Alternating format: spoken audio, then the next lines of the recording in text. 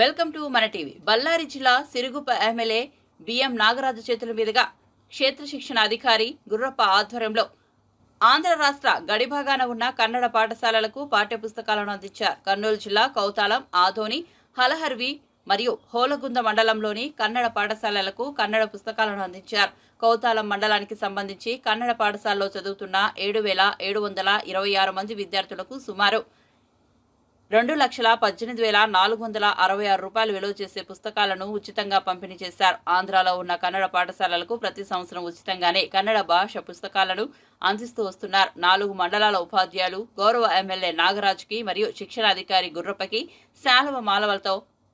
శాలువ పూలమాలలతో సత్కరించారు. ఈ కార్యక్రమంలో హనుమంతప్ప, మూకప్ప, మల్లికార్జున, ఆయా కన్నడ పాఠశాల ఉపాధ్యాయులు పాల్గొన్నారు.